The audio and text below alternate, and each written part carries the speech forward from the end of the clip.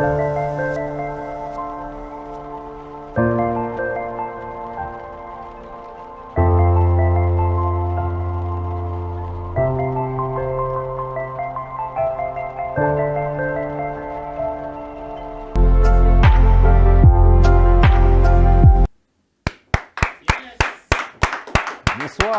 bonsoir à tous, bonsoir à tous, bonsoir, bonsoir. Bonsoir, j'espère que vous êtes nombreux à nous rejoindre ce soir. Bonsoir à vous et bienvenue pour ce nouveau numéro de Power Friday. Aujourd'hui, on est vendredi et c'est notre rendez-vous à nous, le Power Friday ici au Camp de Grâce. Et je crois que ce soir, Dieu a quelque chose de spécial pour vous, pour moi, pour chacun d'entre nous. Donc, comme d'habitude, vous connaissez la chanson, n'hésitez pas à partager. Partagez à une personne, partagez dans vos groupes. Partagez là où vous êtes connectés sur vos réseaux sociaux. Partagez-les en story, partagez-les en message privé. Aujourd'hui, on va parler des mauvaises pensées de la chair. Le thème, c'est que faire face aux mauvaises pensées de la chair. Et je vous dis le thème maintenant. Ceux qui sont connectés, vous pouvez déjà le noter, le taper en commentaire en attendant que les autres se connectent. Mais comme je l'ai dit, partagez, partagez, partagez. Aujourd'hui, je crois que Dieu veut vraiment porter quelqu'un à élever son standard, à élever ses pensées aux pensées divines, aux pensées célestes, aux pensées qui sont bonnes, aux pensées qui sont harmonieuses avec l'amour de Dieu. Alléluia. Et moi, en tout cas, aujourd'hui, ce soir, je suis grave content d'être ici avec vous. Je suis content de faire cela parce que on voit des gens comme ça prêcher, on nous voit prêcher, on nous voit jeunes en train de prêcher, mais c'est réellement une grâce. Et c'est d'autant plus une grâce lorsque tu sais que tu fais ce pourquoi tu es né, ce pourquoi tu es sur le monde. Tu sais que tu accomplis ta mission en fait. Peut-être qu'il y a des personnes qui vont se connecter, qui me connaissent d'ici et là et qui vont se poser des questions, vont se dire mais qu'est-ce qu'il va raconter encore, qu'est-ce qu'il va dire ici. Ici, je vais dire tout simplement ce que Dieu m'a mis à cœur de dire et je vais accomplir ma mission. Ça peut paraître bête comme ça, mais il y a réellement une force ici lorsque je parle ici. Alléluia. Alors continuez à partager, partagez à une personne, partagez dans vos groupes WhatsApp, que réellement tous les membres du camp de grâce, que vous puissiez être présents pour me soutenir, mais également pour réellement écouter la parole de Dieu. Amen. Amen. Je pense que j'aurai vos commentaires tout à l'heure, mais n'hésitez pas à partager, à réagir en commentaire. Je veux vraiment que ce soit interactif. On va parler des pensées, et dans les pensées, il y a réellement ce mouvement-là, ce flow-là où on échange, où il y a des pensées qui sont échangées. On va échanger avec les pensées de la parole de Dieu lui-même, mais également échanger entre nous. Donc, n'hésitez pas à réagir en commentaire, ok? Amen. Amen. Alors, sans plus tarder, on va commencer par la parole de Dieu. On va commencer par le verset qui sera pour nous le verset de base. Ce sera pour nous le verset sur lequel on va s'appuyer, on va démarrer et sur lequel on va terminer. Amen. Alors, ça sera Psaume chapitre 139. Je pense que c'est un chapitre que la plupart connaissent. Psaume chapitre 139. Et on va lire du verset 23 au verset 24. Psaume 139, verset 23 à verset 24. Ceux qui sont là, vous pouvez le taper. Psaume 139, verset 23 à 24. Je lis la parole. Amen. La Bible dit, « Sonde-moi, ô Dieu, et connais mon cœur. Éprouve-moi, et connais mes pensées. Regarde si je suis sur une mauvaise voie, et conduis-moi sur la voie de l'éternité. » Je veux qu'on puisse le lire encore une deuxième fois. « Sonde-moi, ô Dieu, et connais mon cœur. Éprouve-moi, et connais mes pensées. Regarde si je suis sur une mauvaise voie, et conduis-moi sur la voie de l'éternité. » Encore une dernière fois. Sonde-moi, ô Dieu, et connais mon cœur. Éprouve-moi, et connais mes pensées. Regarde si je suis sur une mauvaise voie, et conduis-moi sur la voie de l'éternité. Alléluia. Pour moi, c'est très important qu'on commence par ça, parce que je crois que c'est une prière qu'on devrait tous avoir. C'est une prière qu'on devrait tous avoir, peu importe notre degré de connaissance avec Dieu, peu importe notre niveau, notre vécu avec l'Éternel. C'est un passage de la Bible qui est une prière tout simplement du roi David. Et il faut que cette prière-là soit la nôtre. Et je voulais commencer par ce verset-là parce que c'est ça qui va nous conduire tout au long du message. Je l'ai dit, aujourd'hui on va parler du thème « Que faire face aux mauvaises pensées de la chair ». Alors, tout d'abord, avant d'aller plus loin, il faut savoir que lorsqu'on parle de pensée, on parle en fait d'un sujet qui est très vaste, un sujet qui est très vaste. On le voit en philosophie, en psychologie. La pensée, c'est pas, voilà, c'est pas forcément moi ici qui vais venir euh, tout vous décrire, tout vous définir dans toutes comment dire, dans tous les points qu'il faudrait y avoir. Mais ici, je veux tout simplement soulever la perspective biblique, la perspective de Dieu, la perspective qu'au final qu'il faut garder, qu'il faut choisir, qu'il faut adopter. Et avant ça, il faut juste savoir que la pensée, c'est un concept, comme je l'ai dit, qui est vaste. Mais nous ici, pour notre enseignement, pour ce temps, ce message, on va juste garder en tête trois aspects de la pensée. Trois aspects de la pensée. Quand on parle de la pensée, on peut parler, premièrement, de la pensée qui est, comment dire, qui est un flash éphémère, qui est comme, comment dire, un mot qui vient, qui s'élève dans votre tête et qui vient rapidement. Donc, une pensée qui est très rapide. Peut-être que vous êtes là, vous me voyez avec un pull bleu, et du coup, vous voyez la couleur du pull, vous pensez bleu, vous pensez mer, vous pensez à plein d'autres trucs. Ce sont des choses qui viennent comme ça, qui viennent comme un rafale, mais qui vont pas forcément produire quelque chose derrière. Ce sera des pensées éphémères qui sont juste en train de courir comme ça, vers nulle part au final. On a cette pensée-là qui est éphémère, qui est rapide, qui apparaît et qui disparaît. Ensuite, on a la pensée qui est le fruit d'un raisonnement, qui est le résultat d'une réflexion orientée, qui est le résultat d'un processus qu'on a soi-même mis en marche, comment dire, en élaborant un développement, une introduction, tout plein de choses qui vont créer une pensée, créer une idéologie, euh, créer un mouvement de pensée. Et peut-être ce sont des pensées que nous-mêmes, on va façonner, on va construire, mais souvent, ce sont aussi des pensées que on va nous inculquer, on va nous enseigner, on va nous imposer.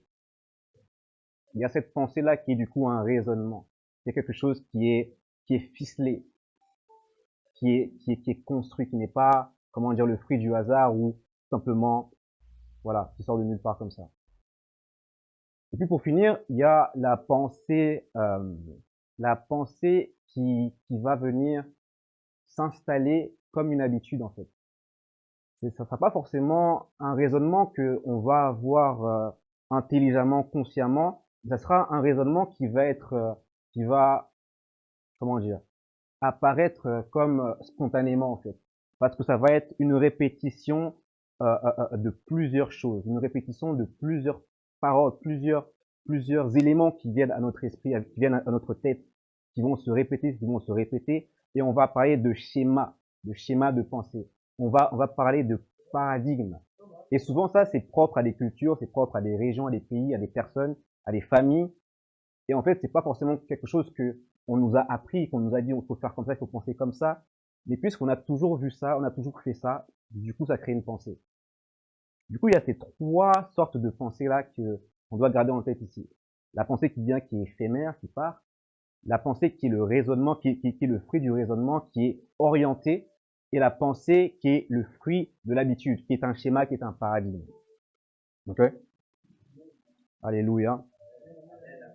Et encore avant d'aller plus loin, j'aimerais qu'on puisse juste revenir au thème, au titre, que faire face aux mauvaises pensées de la chair. Et ici, en fait, il y a carrément tout dans le titre. En fait, il faut juste lire le titre et moi, je peux rentrer chez moi, en fait. Au final, que faire face aux mauvaises pensées de la chair? Donc ici, on voit que les mauvaises pensées, elles viennent de la chair. Elles viennent de la chair. Ici, il n'y a pas de révélation. Euh, Même ici, personne ne dit Amen. Bon, soyez convertis au nom de Jésus. Bien que ça a l'air bête ici, que je dise que la pensée de la chair vienne de la chair, euh, ça va déjà nous révéler quelque chose. Peut-être pour vous qui êtes chrétiens, vous pouvez comprendre, mais je crois que pour des personnes qui peuvent être ici, qui nous suivent, elles peuvent peut-être être perdues. Lorsqu'on parle de la chair, on parle de cette nature pécheresse-là qui vit en nous, qui vit dans nos membres, mais qui interagit également avec ce qui est pas tangible, qui est plutôt psychique, du coup l'âme. Parce que lorsqu'on va parler de la chair, on va parler du fait, on connaît tout ça, de l'impudicité, de tous ces actes, ces fautes qui vont être tangibles, qui vont être physiques. Mais on parle également de la chair pour désigner la convoitise, pour désigner la colère, pour désigner la haine, la rancœur, qui sont en fait des choses qui sont au niveau de l'âme, au niveau de la pensée. Au niveau de la pensée. Amen. Et là, on voit une chose. On voit que la chair, elle va avoir en fait un raisonnement, elle va comment dire, elle va comme souffler, lancer des pensées qui vont venir comme ça très rapidement, qui vont être des pensées de la chair, qui vont être ses pensées au final. La chair va nous conduire à avoir une habitude, à avoir des réflexes, à avoir des répétitions de choses qu'on va faire, qu'on va penser, qu'on va dire, et qui vont venir, comment dire, installer, qui vont venir asseoir un paradigme. La chair va faire tout cela, en fait. La chair va faire tout cela. Et du coup, si vous me suivez bien, vous comprenez que la chair, c'est quelque chose qui va pas forcément être bien, mais qui va plutôt être mauvais, qui va plutôt être mal, qui va plutôt être mal. Et quand on dit mal, c'est qu'il y a bien. Et s'il y a mal et bien, bien et mal, c'est qu'il y a une morale, une loi qui est supérieure à ça. Il peut pas avoir de mots de mal si au préalable il n'y avait pas, comment dire, un standard, un état originel où tout était plat, tout était solide, tout était stable. Et souvent les personnes qui vont voilà se moquer de nous, les croyants, ils vont dire mais si Dieu existait, il n'y aurait pas tant de mal dans le monde, il n'y aurait pas tant de mauvaises choses, de mauvaises personnes, il n'y aurait pas tous ces meurtres, tous ces méfaits, tout ce mal, tout ce mal, tout ce mal. Et malheureusement, les personnes, lorsqu'elles parlent comme ça, elles se rendent pas compte que leur réflexion, que la parole que ces personnes disent, en fait, au final, elle révèle qu'il y a quelque chose. Elle révèle qu'il y a une morale universelle. Parce que ces personnes-là, lorsqu'elles parlent comme ça, elles sont en train de, comment dire, de peindre le monde entier, en train de peindre ce qui se passe dans le monde entier. Les guerres qu'on entend ici, là, les famines, le virus maintenant aujourd'hui, qui est mondial. Et du coup, elles vont dire, mais si Dieu existait, pourquoi tout ce mal? Pourquoi tout ce mal? Ça veut dire qu'il y a un bien. Et ça veut dire qu'au préalable, il y a une morale, il y a, comment dire, une stabilité universelle qui était là avant, au préalable. Et ça nous renvoie tout simplement à l'épisode de Genèse que vous connaissez. Je pense que ça, tout le monde connaît. Chrétien, pas chrétien. Que t'aimes Jésus, que t'aimes pas Jésus. Que tu veuilles pas. Tu connais Adam et Ève. Encore eux. Quelqu'un dise encore eux. Encore eux. Toujours eux. Adam et Ève.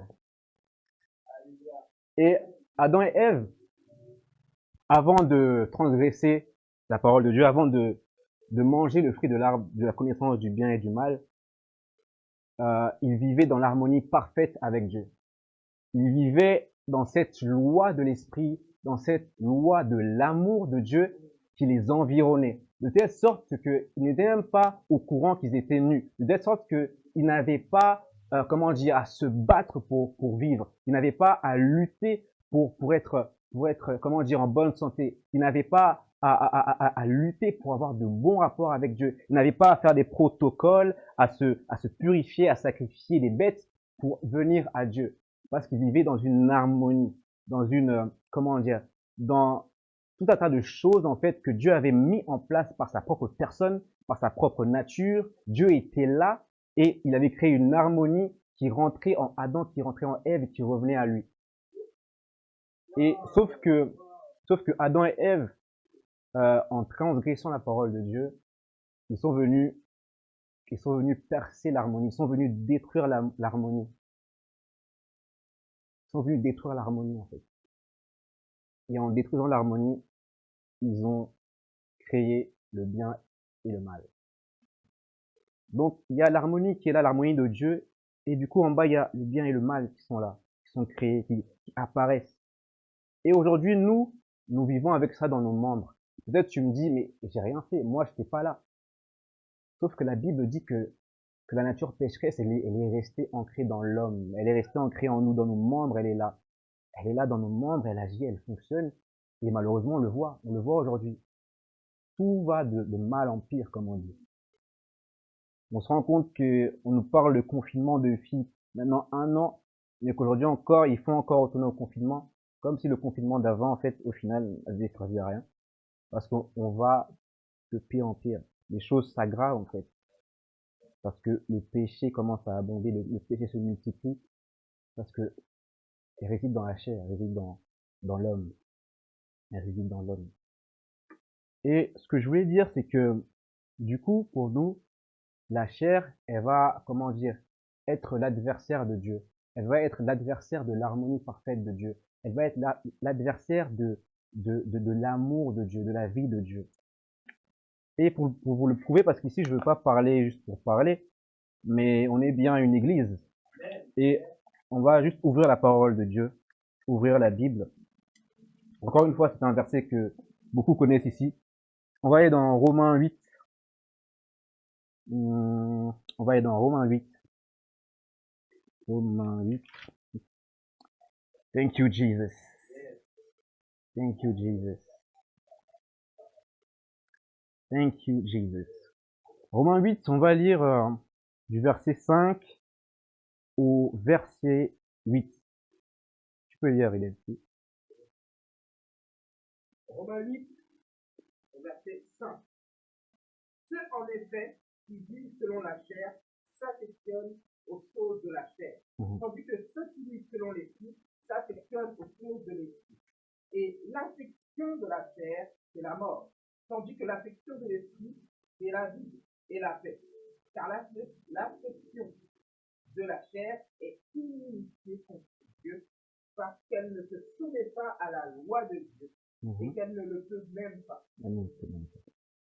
Continue verset 8. Or, ceux qui vivent selon la chair ne sauraient plaire à Dieu. Amen. Amen. Or, ceux qui vivent selon la chair ne sauraient plaire à Dieu. Et ici, en fait, ça nous donne une indication sur les mauvaises pensées de la chair.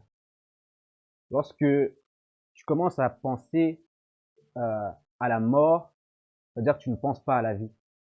C'est la chair qui est en train de penser, c'est la chair qui est en train de raisonner, qui est en train d'asseoir un paradigme en toi. Lorsque tu commences à penser à mentir, tu commences à penser au mensonge, lorsque tu commences à penser à te faire des scénarios d'une autre vie, à te faire des scénarios d'une autre, comment dire, d'un autre monde, tu es en train de penser, enfin, la chair en toi est en train de te faire penser au contraire de la vérité, au contraire de la vérité de Dieu, de la vérité de la parole de Dieu, de la vérité que tu dois vivre avec Jésus-Christ.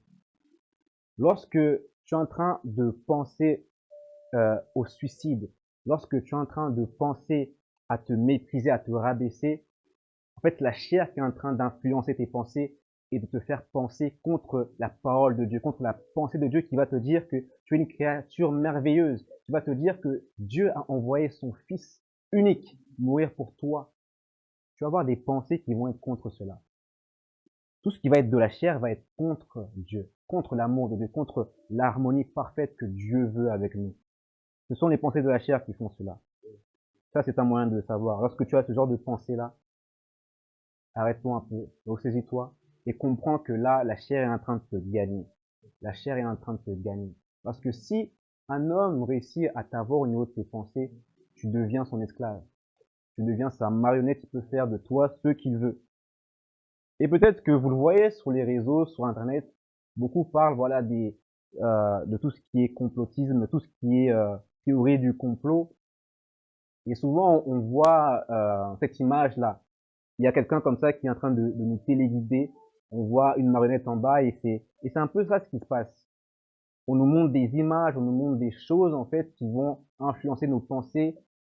Et plus le temps avance, plus la masse est comme téléguidée. Mais nous, on ne veut pas être de cela. On ne veut pas être de cela parce que on est libre en Christ. On a la liberté en Christ. La Bible dit que là où est l'Esprit de Dieu, là il y a la liberté. Et si l'Esprit de Dieu est vraiment en toi, est vraiment en moi, je suis libre et je dois vraiment être libre. Je dois vraiment vivre cette liberté-là. On doit vraiment vivre cette liberté-là. On va lire un autre verset. Matthieu 16, au verset 23. On va aller dans l'évangile de Matthieu, chapitre 16, verset 23. Ici, je vais vous juste, comment dire, nous rappeler que les mauvaises pensées, c'est pas forcément mauvais dans le sens que nous, on entend. Peut-être que nous, quand on dit mauvais, bah, on voit ce petit diable-là qui est en train de nous souffler des choses. Mais parfois, il y a des pensées qui peuvent, en fait, ne pas tellement avoir, comment dire, de revêtir l'habillement du diable, de la méchanceté ou voilà, du mal, mais qui, face aux pensées de Dieu, ne vont pas être si bien que ça. Alors, Matthieu 16, verset 23. Yes. Je vais lire la parole. Alléluia. Mais Jésus se retourna et dit à Pierre, arrière de moi, Satan. Tu mets en scandale, car tes pensées ne sont pas les pensées de Dieu, mais celles des hommes. Aïe. Aïe. Pierre, l'apôtre Pierre, le disciple Pierre, celui qui avait les clés de l'église.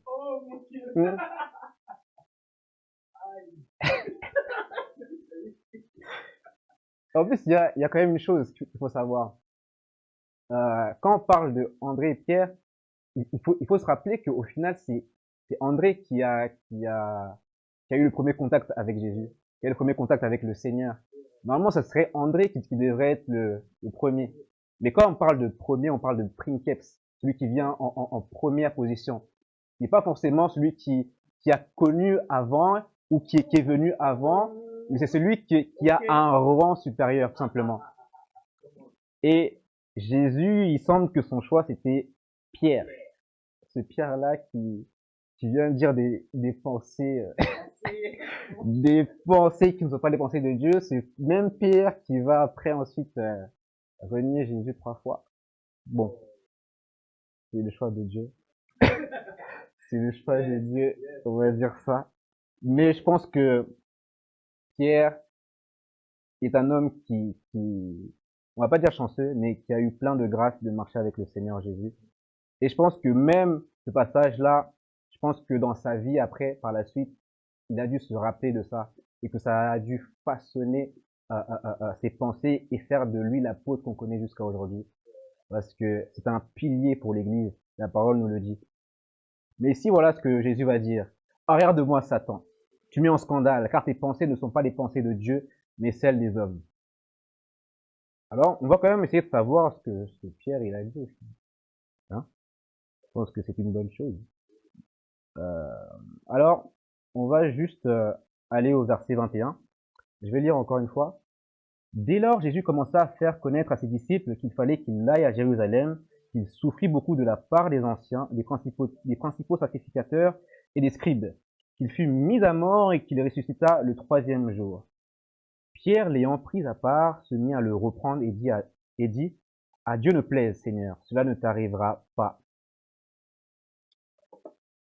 Ici, là, tout simplement, Pierre, il a, comment dire, une réflexion, il a un raisonnement que lui-même a façonné, que lui-même a construit, de par ce qu'il a vu, de par la perception qu'il a vue de la situation, de par ce que Jésus disait, de par ce qu'il voyait aussi autour. Il voyait que son maître, son Seigneur était, comment dire, était recherché, qu'il était poursuivi pour ce qu'il disait, pour ce qu'il prêchait. Il voyait que son Seigneur et son maître étaient persécutés.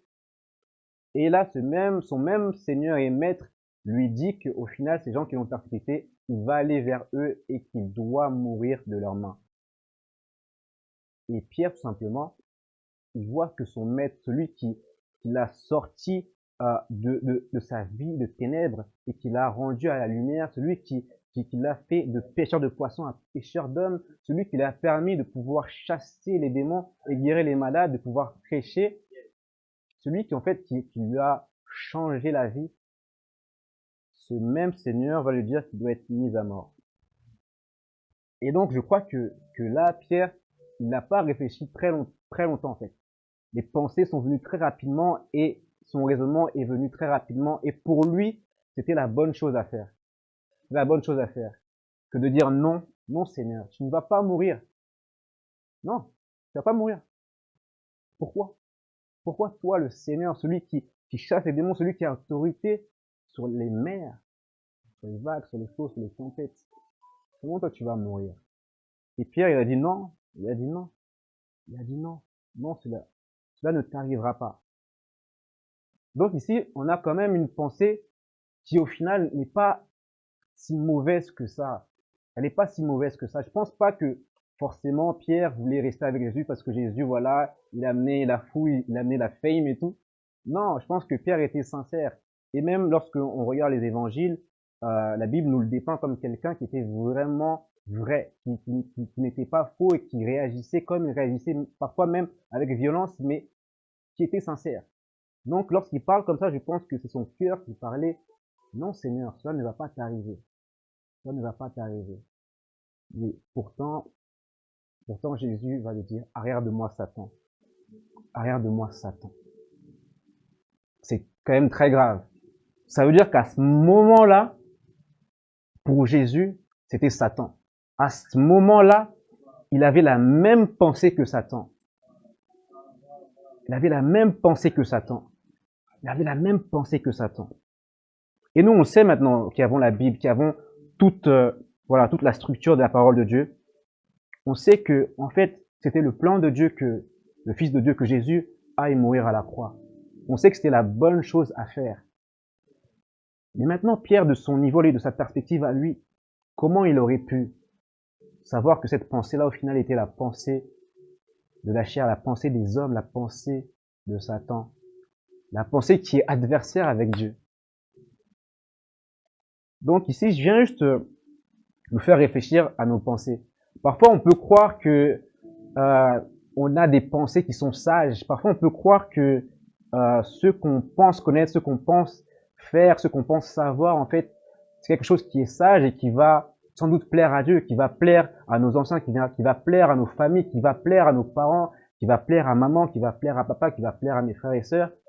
Mais parfois, ça peut être à l'encontre totalement de la volonté de Dieu, de la pensée de Dieu. Ça peut être à l'opposition de la pensée de Dieu. Ça peut être adversaire. Parce que lorsqu'on dit Satan, on parle en fait de l'adversaire. Ça veut dire l'adversaire. Ces pensées peuvent être à l'encontre de Dieu. Et je crois que il vaut mieux ne pas être à l'encontre de Dieu. Il vaut mieux ne pas être l'adversaire de Dieu. Je préfère être l'adversaire de tout le monde ici sur terre, sauf Dieu. Sauf Dieu. Parce que avec Dieu, je sais une chose. Une chose est sûre avec Dieu. C'est que si je l'affronte,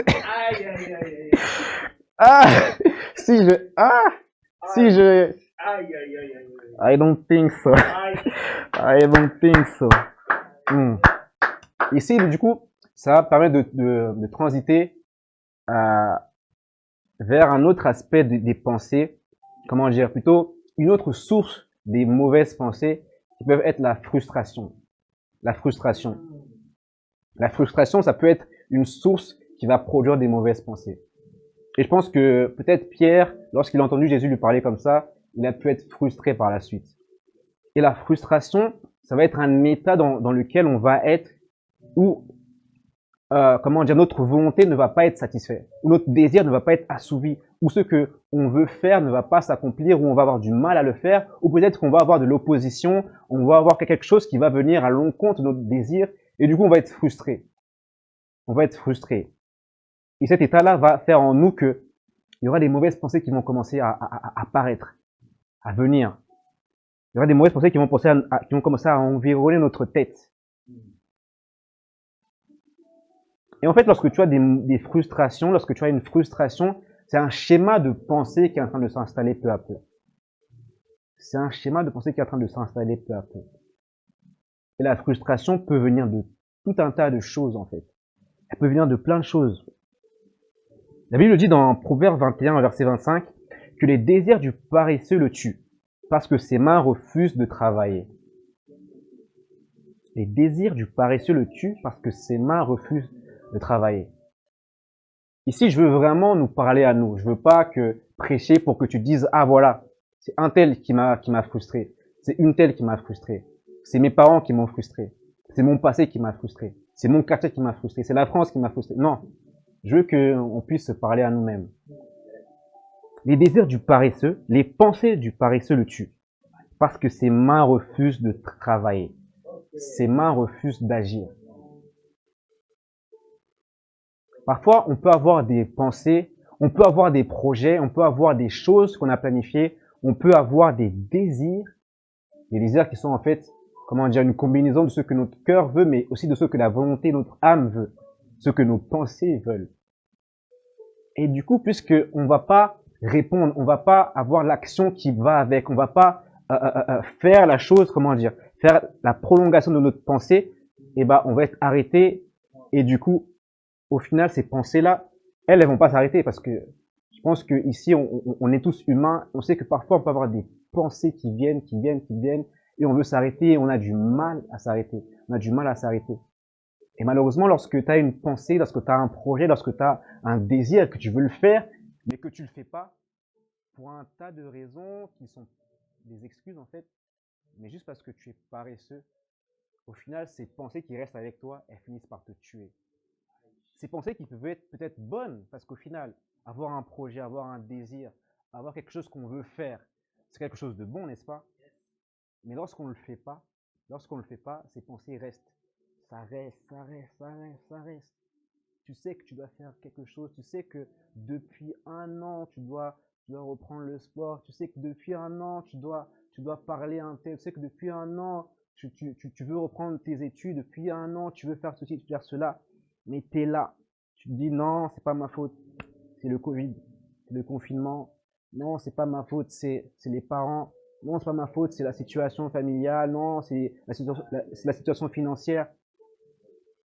Nope, nope, c'est là, c'est là, ça s'arrête là et ça ne sort pas en action. Donc la frustration peut être un élément qui va créer des mauvaises pensées. Amen. Et de la frustration, on passe très vite à la dépression. On va lire Psaume 95. Psaume chapitre 95. Thank you, Jesus. 95 au verset 19. J'y vais moi-même. Juste ce verset-là. Psaume 95, verset 19. Un instant.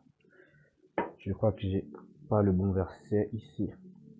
Je pense que c'est Psaume 94, verset 19. 94. Yes. Ok. Psaume 94, verset 19. C'est ça? Yes. Quand les pensées s'agitent en foule au-dedans de moi, tes consolations réjouissent mon âme. Alléluia. Quand les pensées s'agitent en foule au-dedans de moi, tes consolations réjouissent mon âme. Ça veut dire une chose, ça veut dire que lorsqu'on n'a pas Dieu, lorsqu'on ne se retourne pas vers Dieu, lorsqu'on ne va pas vers Dieu, notre âme est dans la désolation, est dans l'affliction, est dans les lamentations. Notre âme est dans l'angoisse. Notre âme est dans la peur, dans la tristesse.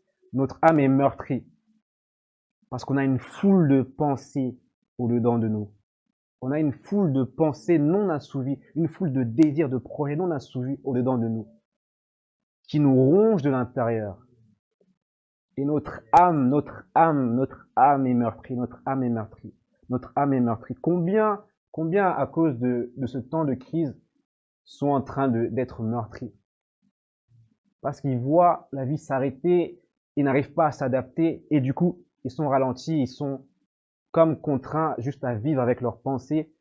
Et parfois, vivre avec nos pensées, c'est vivre dans la solitude. Parce que si la parole, lorsqu'on la prononce, elle influence, vous m'entendez. Mais lorsque vous pensez, vous parlez en fait au-dedans de vous, dans vos têtes, vous parlez, ça résonne et ça va au-dedans de vous. Ça va dans ton cœur, ça va dans tes poumons, dans tes organes. Et il peut y avoir des maladies qui sont créées comme ça. Ils sont créés à cause du fait que tu rumines à l'intérieur de toi. Tu rumines pas la parole, mais tu rumines tes pensées qui deviennent nocives, qui deviennent mauvaises. La dépression est un élément qui provoque des mauvaises pensées.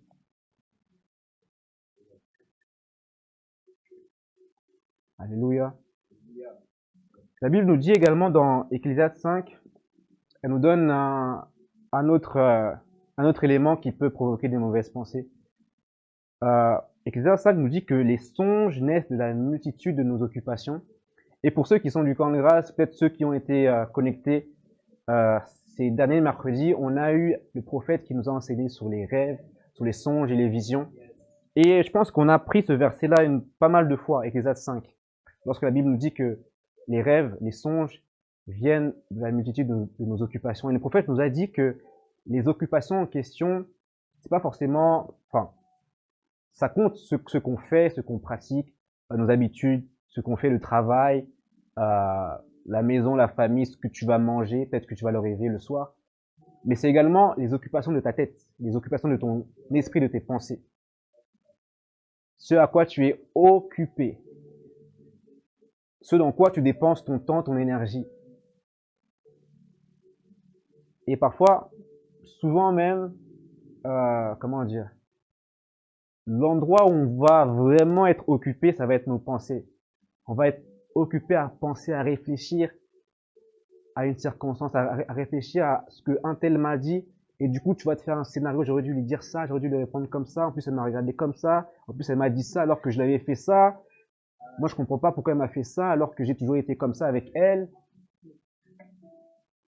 Parfois, tu vas avoir des pensées, tu vas être là, te refaire des scénarios, tu vas te dire, et si j'avais fait ça, et si je lui avais dit ça, et si au final j'avais pris cette opportunité-là, et si j'avais choisi de continuer dans un tel domaine, peut-être qu'aujourd'hui je serais en train de faire ceci, en train de faire cela. Ma vie elle est nulle en fait. Ma vie elle est nulle. En fait, tu es occupé à penser. Et le prophète, c'est vrai qu'il nous parle de ça par rapport aux rêves. Le verset même nous dit que c'est par rapport aux rêves. Mais je pense que les rêves, au final, ce sont des pensées qui produisent des choses, qui produisent comment dire, une activité sensorielle lorsque on dort, lorsqu'on est dans le sommeil. Mais au final, ce sont des pensées. Et d'ailleurs, on peut rêver éveillé. Il y en a qui ont des rêves. Tu vas avoir des rêves éveillés. Donc, tu as des pensées qui t'occupent. Des pensées qui t'occupent. Et l'occupation, le sujet de l'occupation peut être réellement ce qui va définir ta pensée, ce qui va définir qu'elle est de l'esprit ou de la chair. Je pense que vous êtes d'accord, il vaut mieux être occupé avec la parole de Dieu. Il vaut mieux être occupé avec les paroles de vie, les paroles de vérité, les paroles qui nous encouragent, qui nous boostent. Parfois, on s'occupe avec tout un tas de choses. On veut savoir la vie des gens, la vie des stars. Un tel a divorcé, un tel a fait ceci, un tel a fait cela.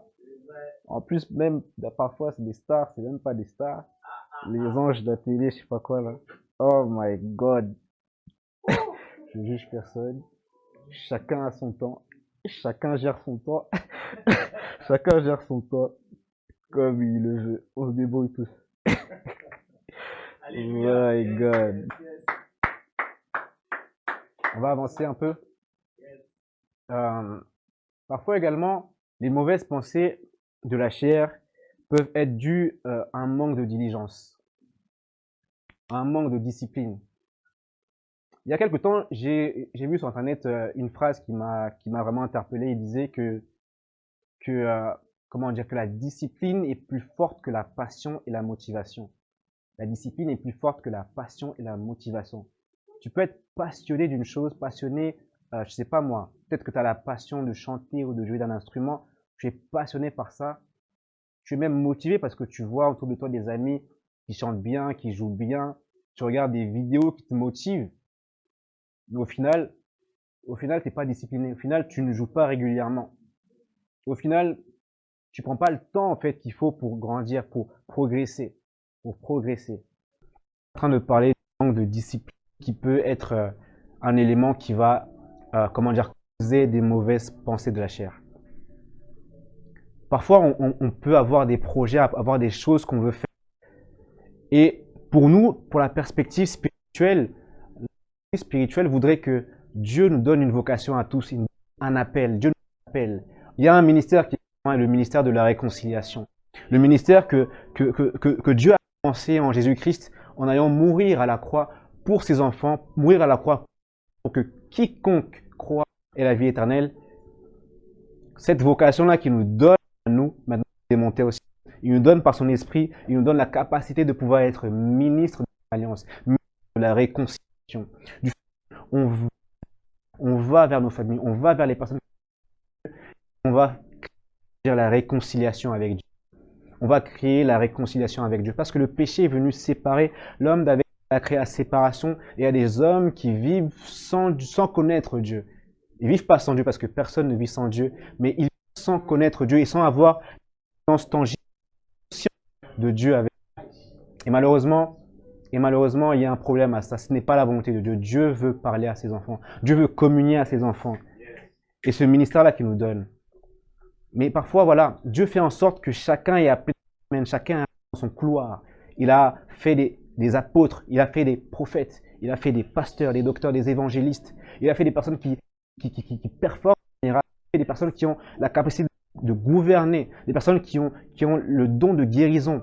Il a fait des personnes qui vont avoir une tâche particulière dans son royaume, des personnes qui vont être comme un miracle pour son royaume, qui vont être des personnes qui, par leur vie, vont être prédication pour les uns et les autres. Des personnes qui vont être des dons à eux-mêmes. Et du coup, qui ont cette vocation-là.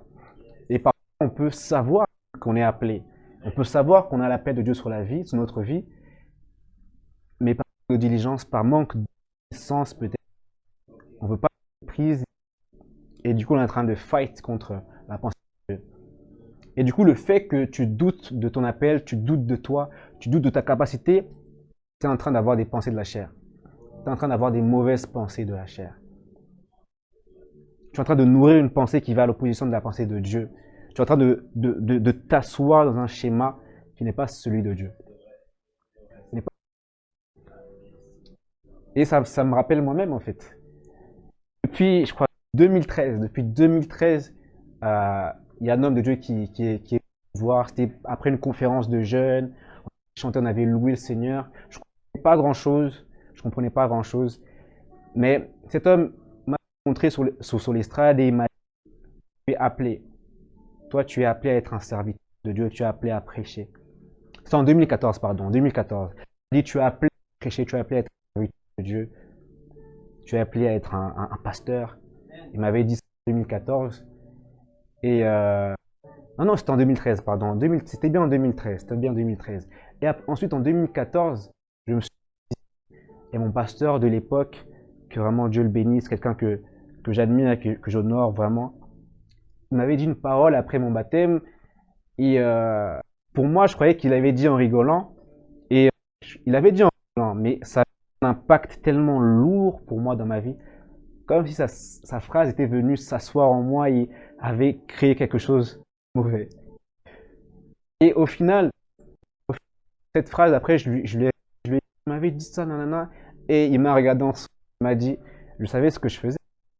J'ai pas dit ça comme ça. Et au fait, c'est pas que c'est par ces hommes de Dieu que j'ai découvert que j'étais appelé. C'est comme si j'avais le sentiment que depuis que j'étais enfant, alors que ma mère est chrétienne, mon père aussi, et quand on était petit, on la voyait prier, mais elle ne nous imposait pas tant que ça. Du coup, j'étais pas vraiment, conditionné à être là où je suis maintenant. J'avais la connaissance qu'il y a un Dieu, que ma mère avait pris Jésus, elle va à l'église et tout. Et je crois qu'il y a une année comme ça où elle voulait qu'on y aille vraiment avec elle, mais sinon, j'étais assez libre. Mais c'est comme si je savais, c'est pas que je savais, mais il y avait une pensée comme assise ici. Du coup, dans le salon de ma pensée, et elle était déjà là en fait. Et lorsque ces hommes de Dieu sont venus me dire ces choses-là, ils sont venus mettre en lumière ce qui était là. Donc imaginez-vous, depuis 2013, 2014, ça va faire 6 ans, 7 ans, que je suis appelé, je sais que je dois faire ceci, cela. C'est qu'aujourd'hui, vous me voyez peut-être posséder ce choses. C'est qu'aujourd'hui que vous me voyez peut-être parler ainsi. Mais en fait, c'était peut-être un manque de confiance en moi, mais un manque d'obéissance, un manque de diligence. Et je crois qu'il est vrai qu'il faut être formé, qu'il faut se bâtir d'abord, qu'il faut ne pas s'exposer. Je ne suis pas là en train de me montrer, mais je crois que À un moment donné, il faut répondre à l'appel de Dieu, qu'il faut dire oui, mettre le pas et avancer, pour sortir justement de cet état de manque de diligence qui va faire en sorte que, au final, j'aurais pu rester et me dire non, je suis appelé, c'est bien, mais j'ai peur, je ne sais pas parler, je bégaye, je ne sais pas quoi prêcher, je ne sais pas quel message apporter. Je n'ai pas fait d'études bibliques, je n'ai pas fait d'école biblique, je n'ai pas la sagesse d'un tel pasteur, de tel pasteur, le charisme qu'il faut. Mais en fait, tout cela, ce sont des excuses pour ne pas faire ce que Dieu te dit de faire. Ici, c'est la perspective spirituelle, mais aussi la perspective séculière. Combien d'entre nous, combien de personnes ont des envies, ils veulent faire des choses, tout un plan qu'ils ont établi. Ils ont un plan qu'ils ont établi, ils ont des choses qu'ils veulent faire, ils veulent mettre en œuvre, ils veulent créer des associations caritatives, ils veulent faire des concerts, ils veulent s'investir dans la musique, dans la culture, ils veulent, je ne sais pas, créer quelque chose de nouveau, mais ils vont être comme freinés parce qu'ils vont se dire non, il y a déjà des gens qui font ça sur le réseau, il y a déjà beaucoup de pages comme ça, beaucoup de personnes qui produisent des clips, beaucoup de personnes qui maquillent, qui font des choses, qui font des photos, beaucoup de personnes qui font des peintures, même moi, mieux que moi. Comment moi je vais venir, je vais juste te dire voilà, je suis peintre, je vais mettre artiste dans ma bio Instagram. Et c'est quand même grave parce que ce genre de message ici que je vous dis là, c'est peut-être de la motivation et je suis pas vraiment le meilleur motivateur. Et d'ailleurs, ce message, vous l'avez déjà entendu. Mais combien de fois? Et jusqu'à quand? Jusqu'à quand? Jusqu'à quand on va toujours vouloir être motivé, écouter les mêmes messages qui vont nous motiver, dire de sortir de notre zone de confort? Jusqu'à quand? Jusqu'à quand? Jusqu'à quand? Ici, c'est un manque de diligence. Un manque de diligence parce que, au fait, lorsque tu es là dans ta zone de confort, lorsque tu ne veux pas sortir, tu es en train de te complaire, dire, tu es en train de te complaire dans un amas de mauvaises pensées. Parce que des pensées de limitation, des pensées de manque de confiance en toi, des pensées de doute, des pensées de mépris envers ta personne. Et c'est le manque de confiance que tu es en train de nourrir en faisant cela. Moi-même ici, je suis là en train de vous parler. Je vais certainement poster la vidéo sur mon compte Instagram. Il y a des gens qui me connaissent du collège, du lycée, qui vont voir ça. Ils ne vont pas vraiment comprendre. Qu'est-ce qu'il raconte Il m'appelle Yves. Qu'est-ce qu'il raconte Yves?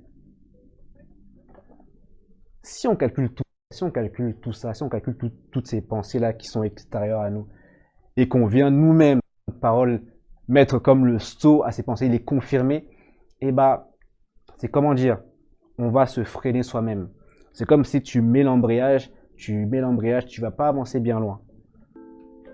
Ok, j'allais aller du coup dans un autre point, et pour ce faire, je vais lire un passage de la Bible. Je vais lire Luc, l'évangile de Luc au chapitre 18, pardon, et au verset Luc 18, verset 24. On va d'abord au verset 2. On va même lire au verset 19. Jésus lui répondit, pourquoi appelles-tu bon? Il n'y a de bon que Dieu seul. Tu connais les commandements, tu commettras point d'adultère, tu ne tueras point, tu ne déroberas point, tu ne diras point de faux témoignages, honore ton père et ta mère. J'ai, dit-il, observé toutes ces choses dès ma jeunesse.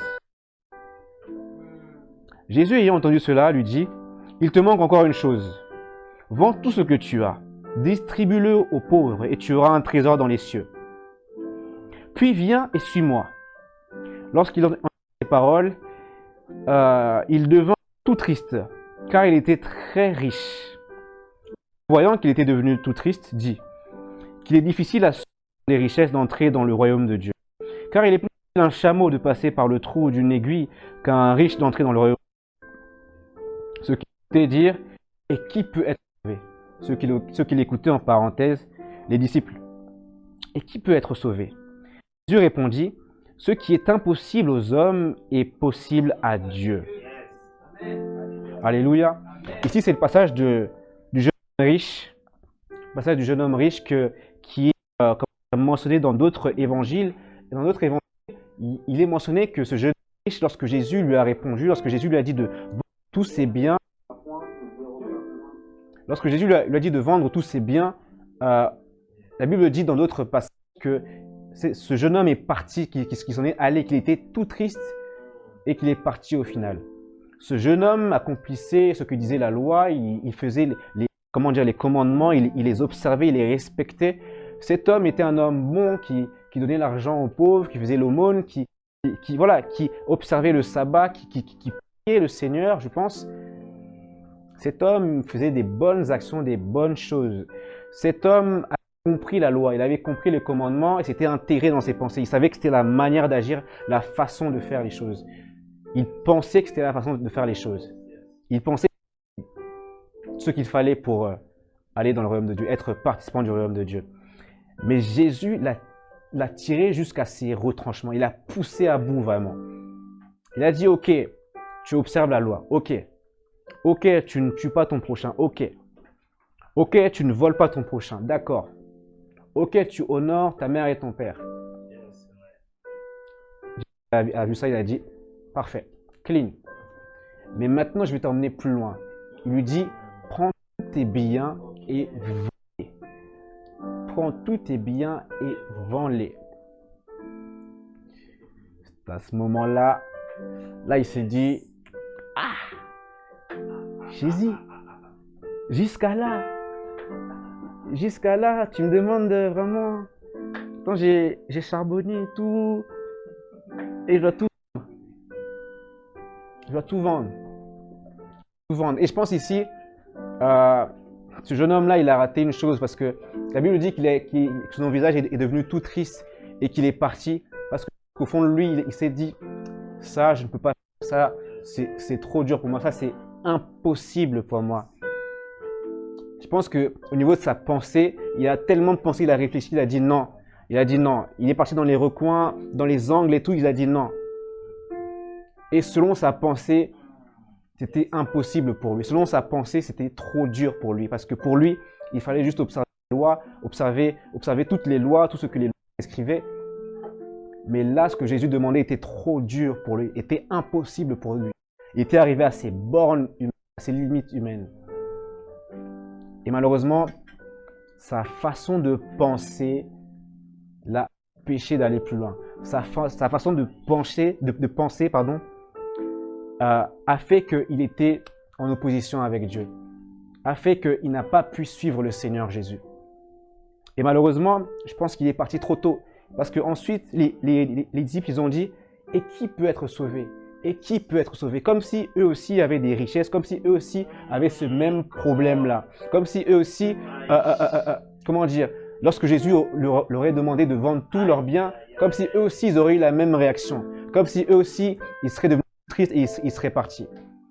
Ils ont dit, et qui peut être sauvé? En fait, eux, ils ont bénéficié du moment ils ont bénéficié de la situation qui s'est passée avec le jeune homme riche. Le jeune homme riche était victime et il est parti. Voilà, il a manqué la chose, il a posé un acte manqué là. Mais malheureusement, il n'a pas compris que si pour lui, sa façon de penser, c'était impossible, si d'après ce qu'il avait eu comme réflexion, c'était impossible, eh bien pour Jésus, c'était possible. Pour Dieu, c'était possible. Pour Dieu, c'était possible qu'un homme riche qui a tant de biens et qui ne veut pas forcément les vendre puisse entrer dans le royaume de Dieu. C'était possible. Et en fait, malheureusement, il n'a pas voulu vendre ses biens, il n'a pas voulu se détacher de sa façon de penser. Il n'a pas voulu abandonner ses biens, mais il n'a surtout pas voulu abandonner sa façon de penser.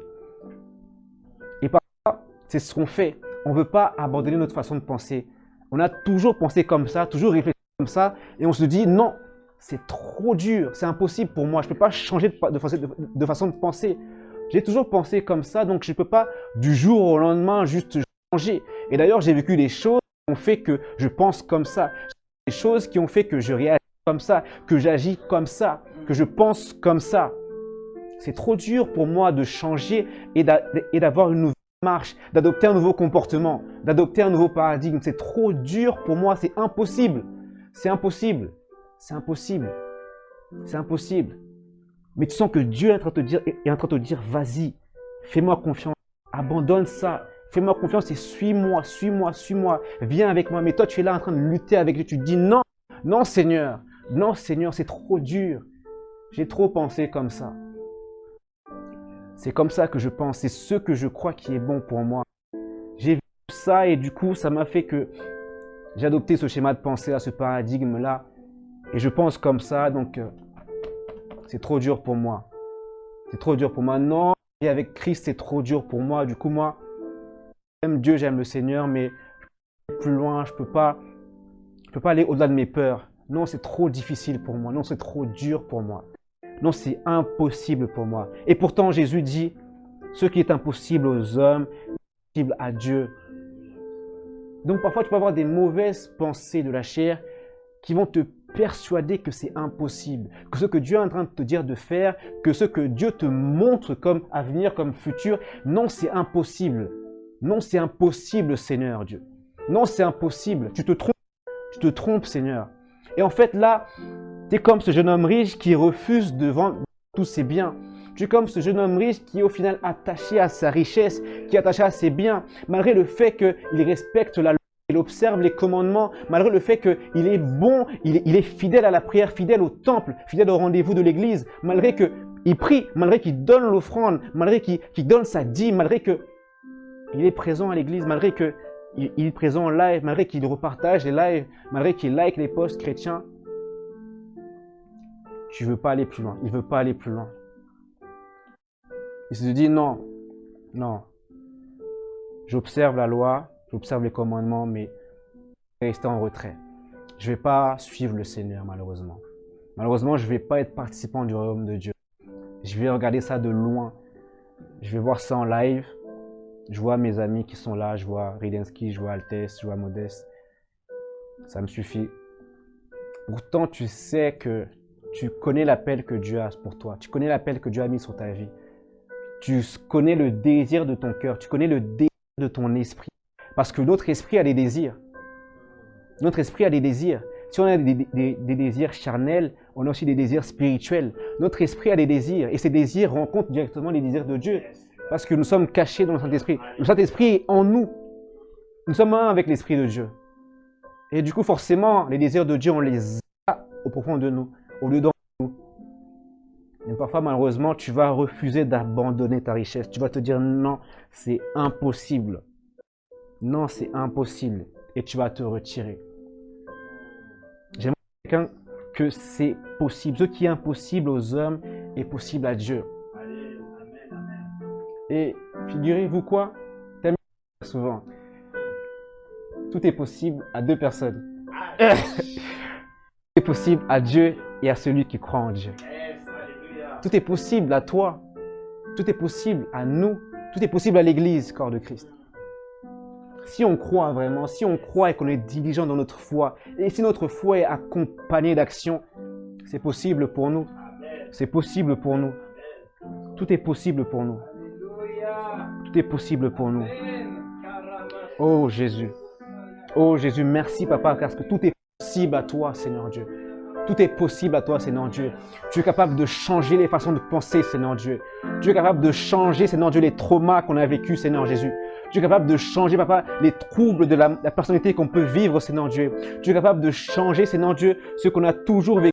Tu es capable de nous transformer, de nous transporter, Seigneur Dieu. Et de faire de nous des nouveaux hommes, des nouveaux hommes, Seigneur Dieu. Des nouvelles femmes, Seigneur Jésus-Christ. Oh Papa. Oh Seigneur Dieu.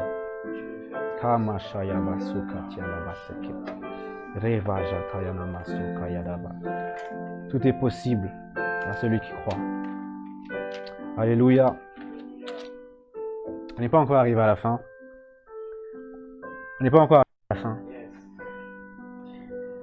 On n'est pas encore arrivé à la fin. Ici, je voudrais maintenant qu'on passe à la dernière partie peut-être. Parce que je veux vraiment nous laisser, qu'on puisse se laisser conduire par le Saint-Esprit Et on a parlé des mauvaises pensées, des éléments, des sources qui pouvaient engendrer des mauvaises pensées. Et j'aimerais qu'on puisse maintenant revenir sur la parole, revenir ce qui est bon pour nous. Parce que le titre au final c'est que faire, que faire. C'est bien de parler des mauvaises pensées, de savoir les idées, les reconnaître. Maintenant, comment réagir? Quelle réaction il faut adopter? On va aller dans Jacques, chapitre 1er, et je vais lire le verset. Je vais lire à partir du verset 16. Je vais lire un peu, bon, c'est pas beaucoup, 16 à 25 je crois. Ok, la Bible dit, ne vous y trompez pas, mes frères bien-aimés. Toute grâce excellente et tout don parfait descendent d'en haut du Père des Lumières, chez lequel il n'y a ni changement ni ombre de variation. Il nous a créés selon sa volonté par la parole de vérité, afin que nous soyons en quelque sorte les premiers de ses créatures. Sachez-le, mes frères bien-aimés, ainsi que tout homme soit prompt à écouter, lent à parler, lent à se mettre en colère. Car la colère de l'homme n'accomplit pas la justice de Dieu. C'est pourquoi, rejetant toute souillure et tout excès de malice, recevez avec douceur la parole qui a été plantée en vous et qui peut sauver vos âmes. Mettez en pratique la parole et ne vous bornez pas à l'écouter, en vous trompant vous-même par de faux raisonnements. Car si quelqu'un écoute la parole et ne la met pas en pratique, il est semblable à un homme qui regarde dans un miroir son visage naturel et qui, après s'être regardé, s'en va et oublie aussitôt qui il était. Mais celui qui aura plongé les regards dans la loi parfaite, la loi de la liberté, et qui aura persévéré, n'étant pas un auditeur oublieux, mais se mettant à l'œuvre, celui-là sera heureux dans son activité. Si quelqu'un croit être religieux sans tenir sa langue en bride, mais en trompant son cœur, la religion de cet homme est vaine. La religion pure et sans tache, car oui, ça existe, devant Dieu notre Père, consiste à visiter les orphelins et les veuves de leur affliction et à préserver des souillures du monde. Ok. Le passage qui m'intéresse ici, c'est le verset 23. Car si quelqu'un écoute la parole et ne la met pas en pratique, il est semblable à un homme qui regarde dans un miroir son visage. Ici, du coup, on a une comparaison qui est faite entre la parole de Dieu et le miroir. La parole de Dieu et le miroir. Et on va juste additionner ce verset au passage de 2 Corinthiens chapitre 3 verset 18. La Bible dit, je vais d'abord lire au verset 17. Or le Seigneur c'est l'Esprit. Et là où est l'Esprit du Seigneur, là est la liberté. Nous tous qui, le visage découvert, contemplons comme dans un miroir la gloire du Seigneur, nous sommes transformés en image, de gloire en gloire comme par le Saint-Esprit. Nous tous qui, le visage découvert, contemplons comme dans un miroir la gloire du Seigneur, nous sommes transformés en la même image, de gloire en gloire comme par le Seigneur l'Esprit.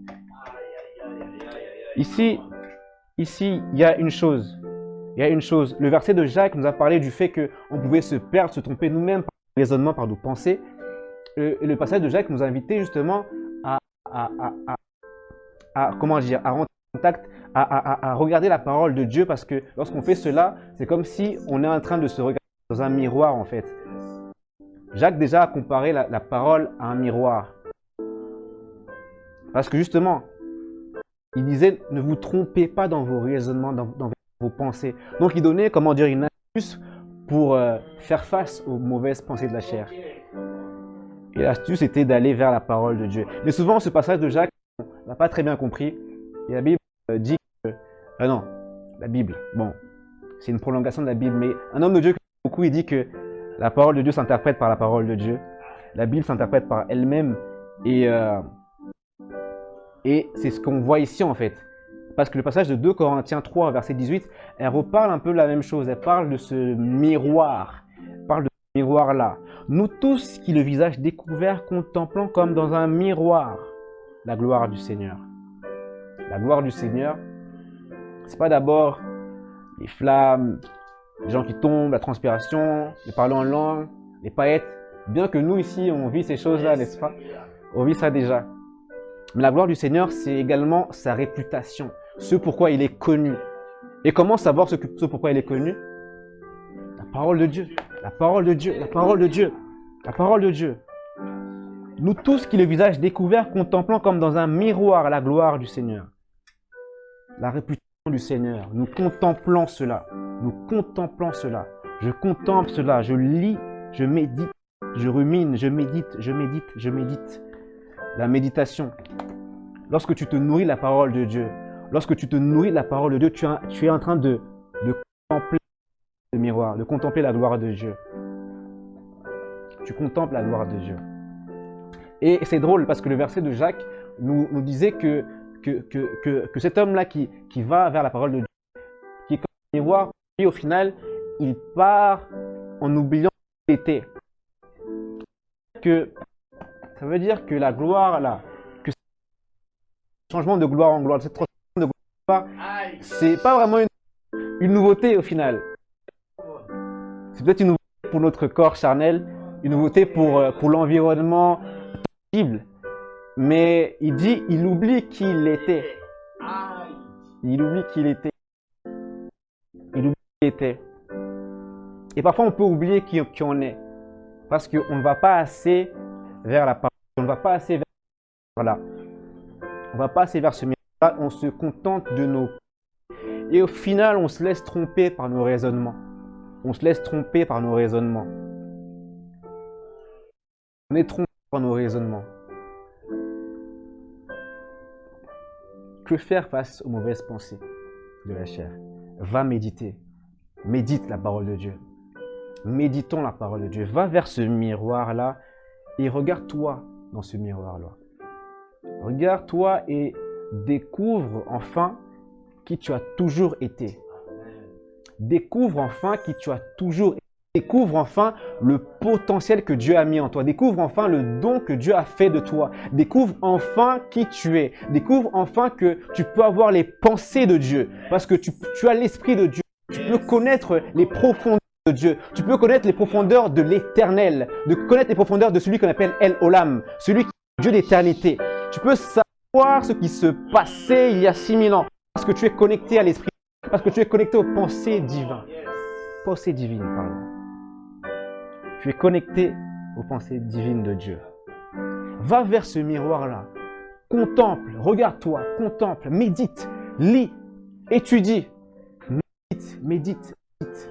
Vous savez, la méditation, il n'y a rien de mystique dans le mauvais sens du terme. La méditation, c'est une bonne chose. Parfois, il ne va pas s'agir de lire, de passer les pages et tout. Peut-être tu vas juste prendre un verset, peut-être un mot même. Et tu vas juste rester là. Tu vas même pas peut-être prier. Tu vas juste être là. Tu vas lire ce passage-là. Nous tous qui le visage découvert, contemplant comme dans un miroir la gloire du Seigneur. Peut-être même le Saint-Esprit va t'inspirer des choses un peu folles. Des choses un peu... Si on dit ça avec d'autres personnes, ça va paraître un peu fou. Peut-être le Saint-Esprit va te dire, prends un miroir et contemple-toi. L'Esprit va t'inspirer à méditer comme ça. Tu vas rester là pendant des heures et des heures, tu te regardes. Peut-être tu vas dire, non, je flatte mon ego parce que voilà, je suis beau.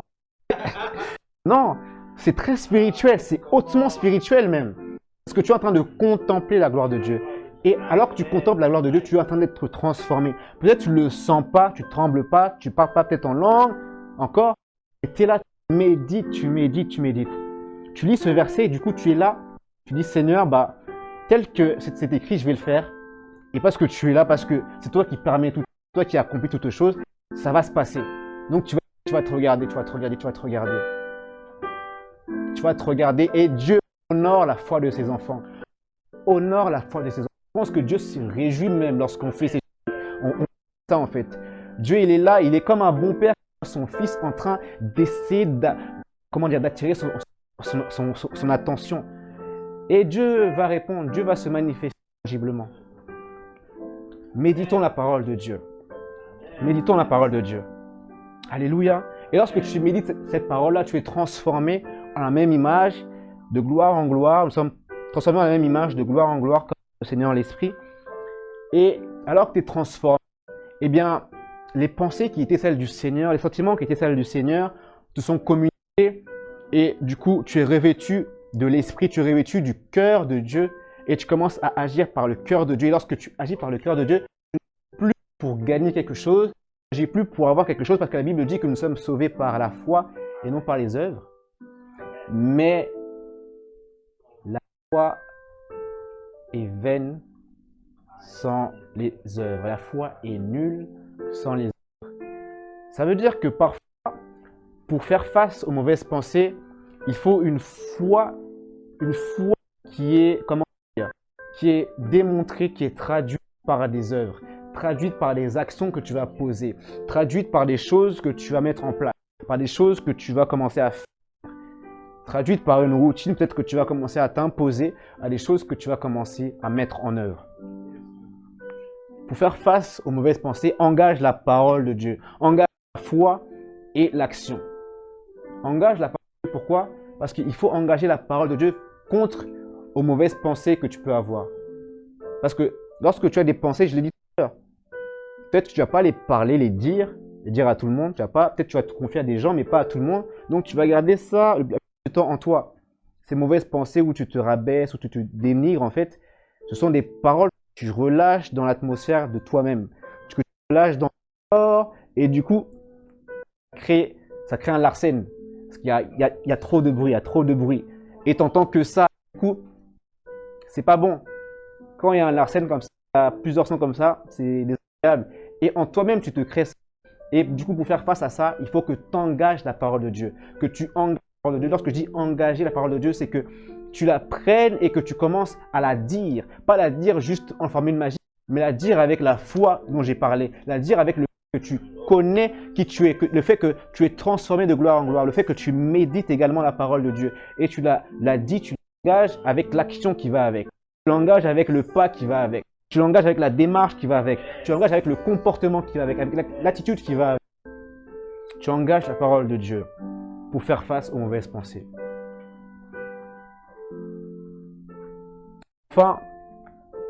Enfin, que faire face aux mauvaises pensées? Il faut prier. Il faut prier. We gotta pray. Il faut prier. Que faire face aux mauvaises pensées? Prier. Prier. La prière. La prière. La prière. La prière. Peut-être tu vas avoir l'impression que tu es en train de, comment dire, de trouver une fausse solution parce qu'au final, je prie, mais il ne se passe rien. Je sens toujours ça en moi, je suis toujours dépressif, je suis toujours triste. Je prie, mais il ne se passe rien. Je ne sens pas Dieu. Mais il n'y aura pas de nouvel évangile, il n'y aura pas de nouvelle manière de s'approcher de Dieu. Lorsqu'on dit prière, ce n'est pas juste rester des choses que tu connais déjà, de répéter des paroles comme ça.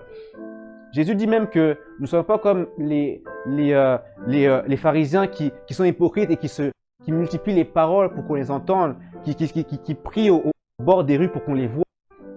Donc, Jésus ne nous encourage pas forcément à débiter, à parler. D'ailleurs, la prière qu'il donne à ses disciples, c'est une prière qui dure même 13 semaines. Donc, Dieu ne veut même pas qu'on prie forcément des heures et des heures, mais la prière, il nous dit de prier sans cesse, d'avoir toujours cette interaction avec l'Esprit de Dieu. Prier sans cesse à chaque moment de ta journée. Et du coup, tu vas te remplir la pensée, parce que lorsque tu pries, parfois le sans cesse, là, ça arrive lorsque tu es dans le train, lorsque tu es au boulot, tu es avec des gens, lorsque tu es au taf, lorsque tu es avec ta famille, dans une réunion familiale. Tu ne vas pas forcément te mettre à parler en langue, à part si l'Esprit te convainc à le faire. Du coup, tu vas prier dans ta tête, dans tes pensées, et tu vas te remplir de la pensée de Dieu. Tu vas te remplir de la prière, que la prière, en fait, est une passerelle vers le monde spirituel. La prière est une invitation que tu fais au Seigneur. Parce que lorsque tu pries quelqu'un de faire quelque chose, c'est comme si tu le demandes avec politesse, et du coup, tu rentres en connexion, tu rentres en interaction avec cette personne-là. Lorsque tu pries, tu parles avec Dieu, tu communies avec Dieu, Et lorsque tu communies avec Dieu, tu es influencé par Dieu. Et tu commences à te comporter comme Dieu et à avoir les pensées de Dieu. Mais du coup, qu'est-ce que tu fais lorsque tu as des mauvaises pensées? Qu'est-ce que Dieu y fait face aux mauvaises pensées? Qu'est-ce que Dieu fait face aux mauvaises pensées? Qu'est-ce que Dieu fait face aux mauvaises pensées? Qu'est-ce que Dieu fait? Est-ce que quelqu'un peut dire ça? Qu'est-ce que Dieu fait? Qu'est-ce que tu fais, papa? Qu'est-ce que tu fais, Seigneur? Dieu reste assis sur son trône. Il reste assis sur son trône. Il ne bouge pas. Il ne bouge pas. Il n'y a aucune ombre de variation en Dieu. Il est assis sur son trône éternellement. Il est assis et rien ne le déplace, rien ne le bouge, rien ne le perturbe. Il n'est menacé par rien du tout. Il est assis. Il est assis sur son trône. Que fait Dieu face aux mauvaises pensées? Il reste assis. Il reste assis sur son trône. Je ne sais pas si vous comprenez ce que je dis là. Il reste assis sur son trône. Ça veut dire qu'il reste avec la pleine domination. Il reste avec le plein pouvoir, avec la pleine puissance. Il reste assis sur son trône. Il est assis sur son trône. Ce n'est pas des mauvaises pensées qui vont venir le perturber quand même. C'est quand même Dieu, celui qui a créé l'univers, celui qui a créé le monde, celui qui a créé l'homme avec ses pensées. Il reste assis sur son trône. Il reste assis sur son trône. Il reste assis sur son trône. Il n'est pas bougé, il n'est pas perturbé, il n'est pas troublé, il n'est pas dérangé, il n'est pas... Il reste assis sur son trône. Cela nous révèle une chose, c'est que il y a une constance avec Dieu. Que Dieu est constant. C'est qu'il est ancré en lui-même, il est bâti en lui-même. Il est planté dans ce que lui-même a établi. Il est planté dans sa pensée, planté dans son royaume, planté dans son paradigme à lui, le paradigme divin, le paradigme céleste. Il est parfait là où il est. Il reste assis. Il reste assis. Il y a une constance à chercher, une constance divine à chercher. Il y a un état où tu es inébranlable. Où tu es inébranlable. Rien ne peut venir te bouger parce que tu es assis. La Bible dit que nous sommes assis dans les lieux célestes avec Christ.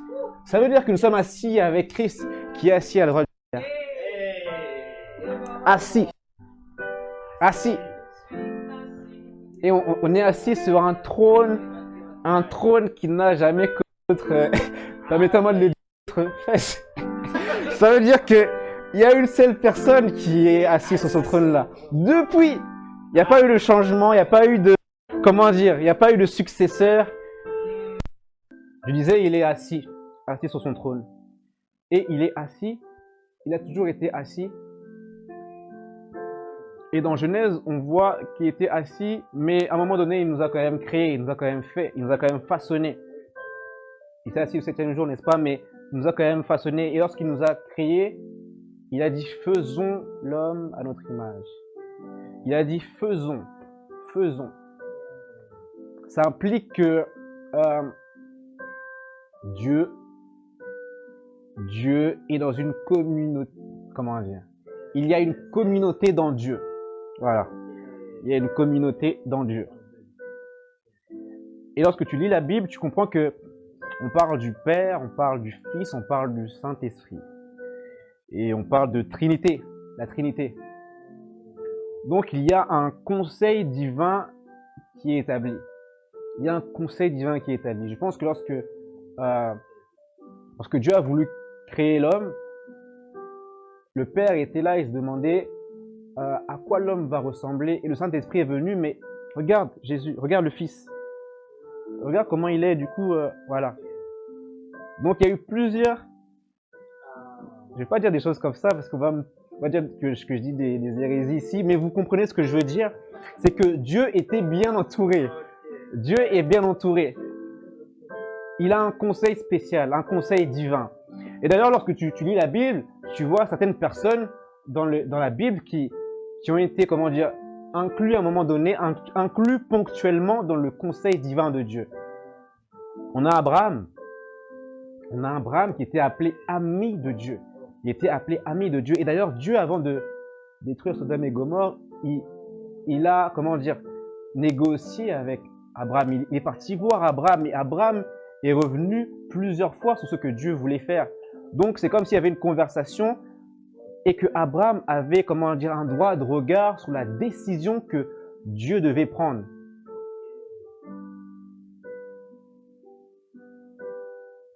Abraham avait un droit de regard sur la décision que Dieu devait prendre. Donc, Dieu a inclus Abraham dans son conseil parce que Dieu comprenait que Abraham avait des bonnes pensées, que Abraham pouvait... que Abraham rencontrait tout simplement la pensée de Dieu, que Abraham manifestait la pensée de Dieu. Pas qu'il ajoutait à Dieu, mais qu'il manifestait la pensée de Dieu. C'est que dans Dieu, dans ce temps-là, à ce moment précis, Abraham était dedans. Abraham était dans cette communauté. C'est comme si Dieu était à ce côté-là et Abraham était là, dans la tête de Dieu. À la tête de Dieu.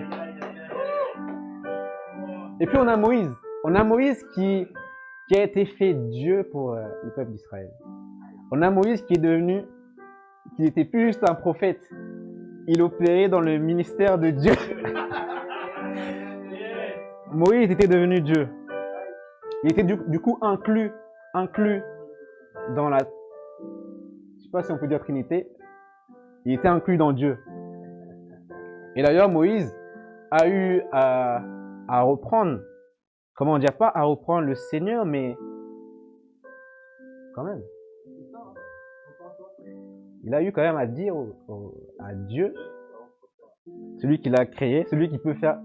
Et Moïse n'est plus. Il a eu à le dire, repens-toi. Repens-toi.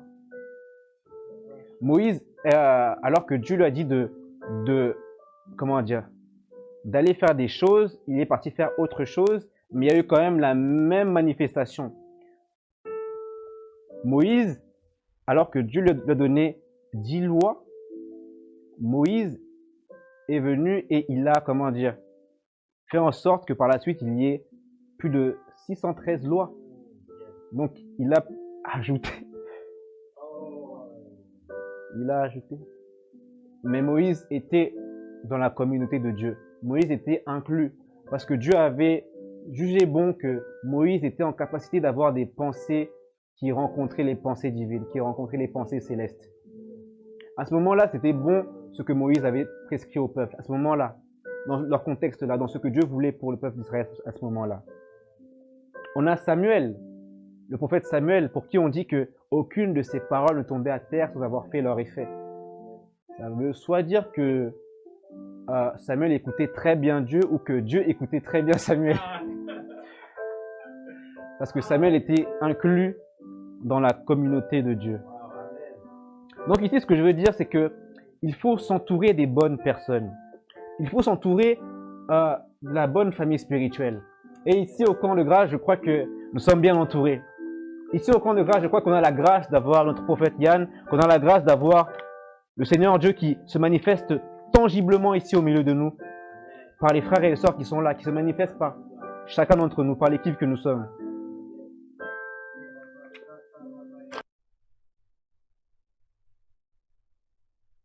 Nous ne sommes pas, comment dire, nous ne sommes pas à la merci des pensées qui pourraient nous influencer et nous faire dévier vers autre chose. Proverbe 23, versets 6 et 7. Ne mange pas le pain de celui dont le regard est malveillant, et ne convoite ses friandises, car il est comme les pensées de son âme. Mange et bois, te dira-t-il, mais son cœur n'est point avec toi. Ne mange pas le pain de celui dont le regard est malveillant, et ne convoite pas ses friandises, car il est comme les pensées de son âme. Donc les personnes avec qui tu vas passer le plus de temps, les personnes avec qui tu vas manger, tu vas communier, sont des pensées avec qui, les personnes avec qui tu vas partager des pensées. Que tu le veuilles ou non, il va y avoir une semence qui va être mise dans tes pensées, dans ta tête, et tu vas penser comme eux. Il vaut mieux être avec des bonnes personnes. Les gens ont dit que, je sais pas si c'est les gens ou la Bible. Hein? Et dit je pense pas que je suis pas sûr que c'est la Bible, hein, mais il vaut mieux Il vaut mieux être seul qu'être mal entouré, n'est-ce pas? C'est biblique. Il vaut mieux être seul que mal entouré, mais lorsque tu es seul, tu n'es pas seul. En tout cas, pour nous, lorsque nous sommes seuls, nous ne sommes pas seuls. Parce que celui qui est avec nous est plus nombreux que ceux qui sont contre nous. Celui qui est avec nous est plus fort, il a vaincu le monde, il a vaincu toutes choses. Il a vaincu nos pensées. Il a vaincu nos pensées. Il a cloué l'acte qui nous condamnait à la mort. Alors Satan, qui est le prince de l'air, qui peut essayer de nous influencer par la pensée, qui est placé dans le monde avec ses principautés, avec ses démons, avec toutes ces théories, tous ces raisonnements qui sont là et qui sont comme des fraises qui s'élèvent à la connaissance de Christ. Eh bien, nous avons l'autorité de les assujettir. Nous avons l'autorité de les rendre captifs à la connaissance de Christ. Nous avons cette puissance-là en Christ. Par notre parole, lorsque nous prononçons le nom de Jésus, toute chaîne se brise. Les vents, les mers se taisent face à Jésus. Toute pensée, tout raisonnement qui pourrait s'élever contre la connaissance de Christ se tait et disparaît. Que fait Dieu? Il est assis sur son trône et il est entouré de lui, entouré de la bonne compagnie. C'est ce que nous devons chercher. C'est ce qu'il faut pour faire face aux mauvaises pensées. Alléluia. J'aimerais juste, ici on arrive à la fin de mon message, mais j'aimerais juste qu'on passe un temps dans la prière. Vous qui êtes connectés, que vous puissiez vous mettre à prier. Tu me regardes, tu ne comprends pas ce que je dis. Peut-être tu es là, tu es tombé par hasard, mais Dieu veut te toucher. Dieu veut te parler. Dieu veut influencer ta pensée. Dieu veut, comment dire, rétablir ta pensée, rétablir le bon mode de fonctionnement, rétablir le bon schéma, sortir de la forteresse de pensée dans laquelle tu es retenu captive. Oui, tu es retenu captive. Je le dis captive parce que je parle ici à une femme, à une fille, à une femme. Dieu veut te sortir dans ce schéma de réflexion que tu as. Et je pense que Dieu veut parler à des personnes ici. Dieu veut parler à des personnes ici. Alors vous qui êtes, mettez-vous tout simplement à prier. À prier. Commencez à élever la voix. Commencez à élever la voix. Commencez à répandre votre cœur. Commencez à élever la voix. Commencez à élever la voix. Oh Seigneur Dieu. Commencez à élever la voix. Commencez à prier selon ce verset. Sonde-moi, ô Dieu, et connais mon cœur. Éprouve-moi et connais mes pensées. Regarde si je suis sur une mauvaise voie et conduis-moi sur la voie de l'éternité. Sonde-moi et connais mon cœur. Éprouve-moi et connais mes pensées. Ô Seigneur Dieu, sonde-nous, connais nos cœurs, connais nos pensées.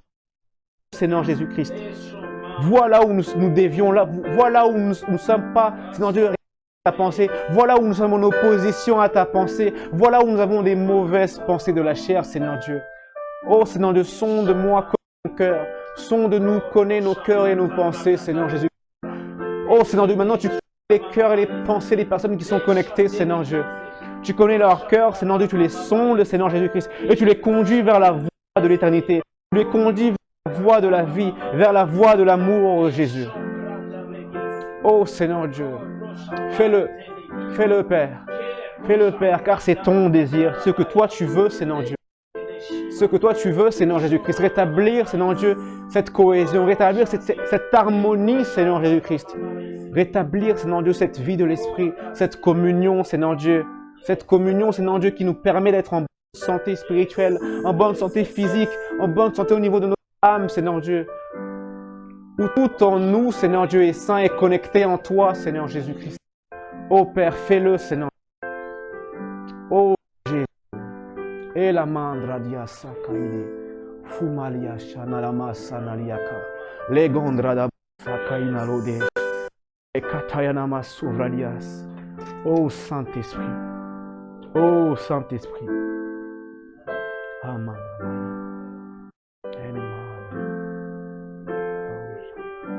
Oh Seigneur. Oh Seigneur Dieu. Oh Seigneur Jésus.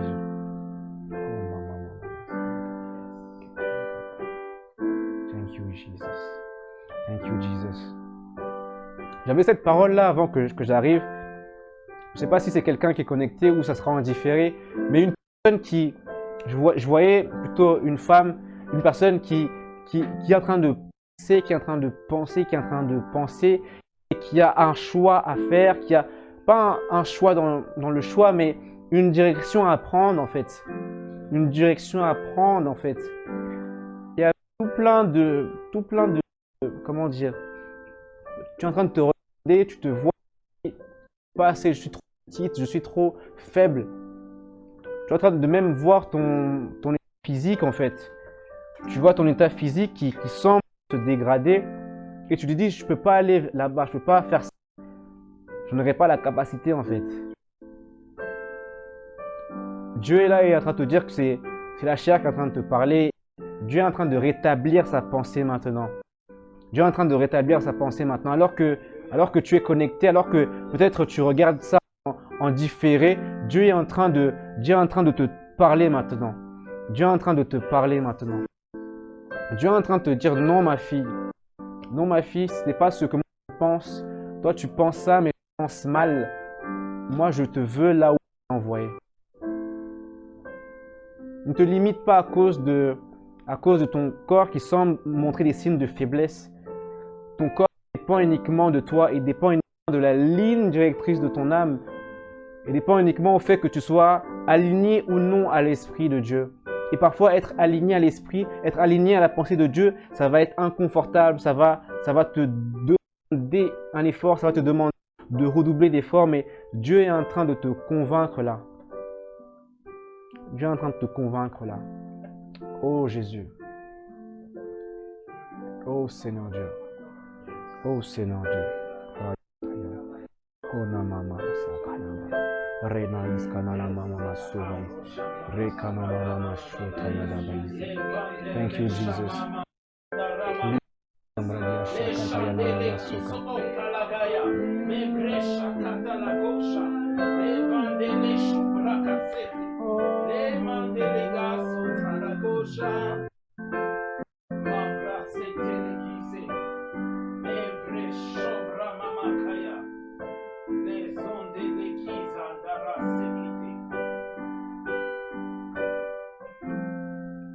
Ok, j'aimerais juste qu'on prie pour un sujet. On va prier pour que Dieu accélère quelqu'un, pour que Dieu emmène quelqu'un d'un point A à un point B, pour que Dieu l'amène à une rapidité, à une vitesse qui va lui-même l'effrayer, qui va lui-même le faire peur, que Dieu emmène quelqu'un à une accélération. On parle d'accélération divine et je veux qu'on prie pour ça en ce lieu. Vous qui êtes là, priez pour ça, pour l'accélération divine, pour que Dieu emmène quelqu'un, une personne qui vous emmène vous-même à un point A, à un point B. Vous-même, vous savez quel est ce point A, vous-même, vous savez quel est ce point B. Vous savez si c'est géographique ou si c'est spirituel, c'est du domaine du sentiment, du domaine de la psyché, du domaine un peu intense. Vous-même, vous savez. Priez pour que Dieu vous emmène d'un point A à un point B. Oh Seigneur Dieu, tu le fais ce soir. Tu le fais ce soir, tu nous prends, Seigneur Dieu. Tu nous transportes, Seigneur Jésus-Christ. Tu nous prends d'un point A et tu nous ramènes à un point B, Seigneur Jésus-Christ. Tu nous fais avancer, Papa. Tu nous fais avancer, Seigneur Dieu. Tu ne permets pas ce que nous restons, Seigneur Dieu, là où nous sommes, Seigneur Dieu. Tu ne permets pas que nous stagnons, Seigneur Dieu, que lorsque nous stagnons, nous reculons, Seigneur Dieu. Nous voulons avancer, Papa. Et je prie, Seigneur Dieu, que toute personne qui est sous l'influence de ma voix, toute personne qui m'entend, Seigneur Dieu, qu'elle puisse être une personne qui connaissent la transportation divine, qui connaissent l'accélération divine, qui connaissent, Seigneur Dieu, ce fait de Dieu, où Dieu vient prendre son enfant et l'emmène et l'emporte, Seigneur Jésus-Christ. Père, tu le fais, Père, tu le fais, Seigneur Dieu, tu le fais, Seigneur Dieu, de façon miraculeuse, de façon surnaturelle, Papa, tu le fais, Seigneur Jésus-Christ. Tu orchestres des choses qui font qu'il y a une accélération, une percée qui est relâchée. Merci, mon Dieu, car tu emmènes une personne à un point A, à un point B, Seigneur Jésus-Christ. Oh Seigneur, alléluia, alléluia Seigneur. Merci Papa. Merci Seigneur Dieu. Alléluia, alléluia, alléluia, alléluia, alléluia, alléluia. Merci Papa. Merci Seigneur Dieu pour ta présence. Merci car tu parles, Seigneur Jésus-Christ, tu convaincs les cœurs, Seigneur Dieu. Merci car tu es ce Dieu, Papa, qui vient faire le vide dans nos pensées, Papa, qui vient, Seigneur Dieu, séparer ce qui est vide de ce qui est saint. Seigneur Dieu, ta parole a cette puissance-là, cette capacité d'être comme une épée à double tranchant, de venir séparer, Seigneur Dieu, la moelle et l'esprit, Seigneur Dieu, elle vient séparer la chair et l'esprit, elle vient séparer, Seigneur Dieu, les sentiments, du cœur, Seigneur Dieu, et ceux de l'esprit, Seigneur Dieu. Ta parole a cette capacité-là, Seigneur Jésus-Christ. Et ta parole le fait, Seigneur Dieu, car toi-même, tu es au travers de ta parole, car tu es la parole, Jésus. Merci, mon Dieu, Papa. Merci, mon Dieu, Seigneur. Merci, mon Dieu, car nous n'avons plus les mêmes pensées, Seigneur. Nos pensées sont même maintenant divines, elles sont celles de Dieu, elles sont célestes, Papa. Merci, mon roi, Seigneur Dieu, car nous sommes établis, nous sommes assis, Seigneur Dieu, sur le trône de la pensée que tu as mis en nous, Seigneur Jésus-Christ.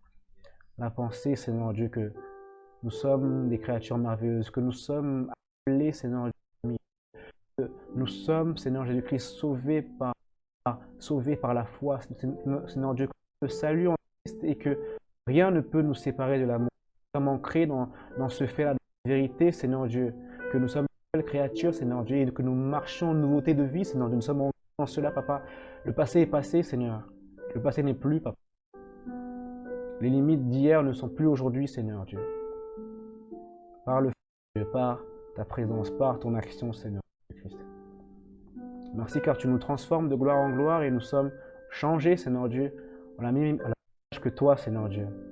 Depuis le début, Seigneur Dieu, nous avons été créés comme toi, Seigneur Dieu, à ton image, Papa. Merci, Seigneur Dieu. Merci, Papa, pour ta parole. Merci, Seigneur Dieu, d'être bon. Et l'Église dit Amen.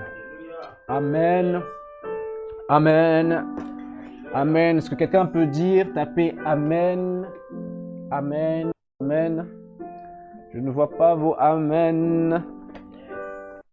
Donnez-moi un bon Amen. Merci, Papa. Alléluia.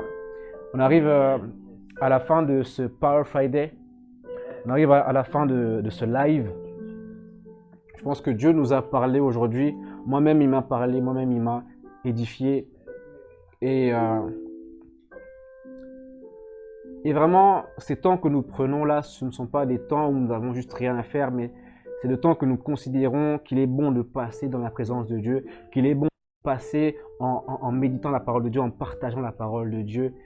Et je vous invite réellement à ne pas juste être des auditeurs oublieux, mais mettre en pratique ce qui a été dit, à même aller plus loin, parce que ici, je n'ai pas, je n'ai pas la prétention de dire que j'ai tout dit par rapport à ce sujet-là, que j'ai tout touché tous les points. Je pense qu'il y a d'autres points. Comme je l'ai dit au début, la pensée, c'est un sujet qui est très vaste.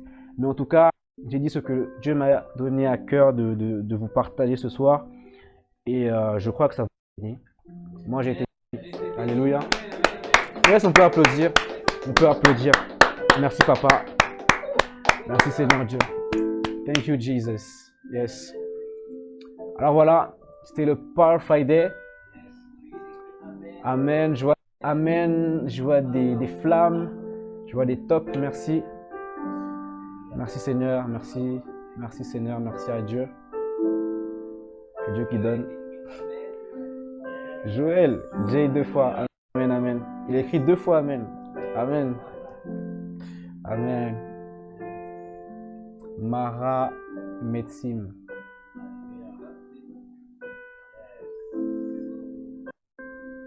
Mara Metsim. Dieu te garde, Mara, Dieu te protège. Tu n'as rien à craindre. Il n'y a aucune maladie, il n'y a rien de ce genre qui peut t'arrêter, qui peut te toucher, qui peut t'atteindre. Mara, tu es gardé, tu es protégé. Tu es protégé, tu es immunisé. Tu es immunisé. Tu es immunisé, Mara. Tu es immunisé, Mara Metsim. Tu es immunisé, Mara Metsim. Tu es gardé. Tu es gardé, tu es gardé. Tu es gardé. Tu es protégé. Tu es gardé. Mara, tu es gardé. Tu es gardé par l'Éternel Dieu. Tu es protégé. Alléluia. Amen. Il est bon la présence de Dieu. Hein? Il est bon dans la présence de Dieu. Jésus, merci. On arrive à la fin. On arrive à la fin de ce live. Et voilà, c'était Power Friday. Les annonces, très brièvement. On se retrouve dimanche, donc après-demain, pour notre culte hebdomadaire, pour notre culte dominical, à partir de 11h au 27 rue Locarnois à Argenteuil. À partir de 11h, on se retrouve ici. Le confinement va commencer, non? Bon, le confinement aura commencé, mais on peut faire des attestations, c'est possible de le faire. Et toujours dans, voilà, dans les mesures barrières qu'on met en place, les masques, les gels hydroalcooliques, distanciation, tout cela sont respectés ici. Mais en tout cas, je vous invite à venir à 11 heures dimanche, à 11 heures pour notre culte. À 11 heures pour notre culte. N'hésitez pas à venir, soyez présents à 11 heures dimanche. Excusez-moi, pardon. Dimanche à 11 heures pour notre culte. Également après mardi pour notre live enseignement et prière avec, je ne sais pas si ce sera le prophète lui-même qui va prêcher, mais en tout cas mardi à partir de 21 h, à partir de 21 h, 21 h 30. Ensuite, mercredi, nous avons notre session de crew, session où nous sommes en petits groupes, où nous sommes rassemblés, où nous partageons sur Dieu, nous partageons sur la vie de Dieu, sur la vie en Christ, où nous grandissons dans la foi, où nous nous aidons les autres, nous aidons les uns les autres dans la connaissance de Dieu. Donc les crews sont des rendez-vous à ne pas manquer. Et si vous êtes là et que vous suivez le camp de grâce, que vous intégrez un crew, que vous voulez être avec des frères et sœurs pour grandir, pour partager, pour rencontrer, pour vous édifier tout simplement, n'hésitez pas à envoyer un message en DM sur le camp de grâce, envoyer un message sur les différentes pages, que ce soit du prophète Yann, que ce soit les pages Instagram, YouTube et Facebook, envoyez. Il y a une équipe qui s'occupe de répondre, donc vous n'allez pas rester en lune, ne vous inquiétez pas. Ensuite, on a jeudi pour notre session d'intercession. Session d'intercession où nous prions, justement là où nous avons l'occasion de prier pour les uns et les autres, de prier pour les soucis, les problèmes des uns et des autres. Donc n'hésitez pas à venir et à vous confier, parce que vous pouvez vous confier à tout le monde, mais se confier à Dieu, dans la maison de Dieu, avec les frères et les sœurs de Dieu. C'est la chose à faire, donc n'hésitez pas jeudi à 19 h, à partir de 19 h. De 19 h, je crois. Parfois, l'heure change, mais en tout cas, les informations sont communiquées à chaque fois. Donc, n'hésitez pas jeudi soir. Ensuite, nous avons notre rendez-vous, du coup, la semaine prochaine, même jour, même heure, pour notre Power Friday, à partir de 21 h 30. Amen. En tout cas, c'était tout pour moi aujourd'hui. Je crois que Dieu a fait ce qu'il avait à faire et voilà, j'ai donné ce que j'avais à donner ce soir. Je vous invite à rester connecté à la page, à partager la page, mais surtout rester connecté à Christ parce que au final, c'est lui qui le vaut vraiment. C'est à lui que nous voulons être attachés, donc restez connectés à Christ. Ok? Soyez tous bénis. Bonne soirée à vous. Amen.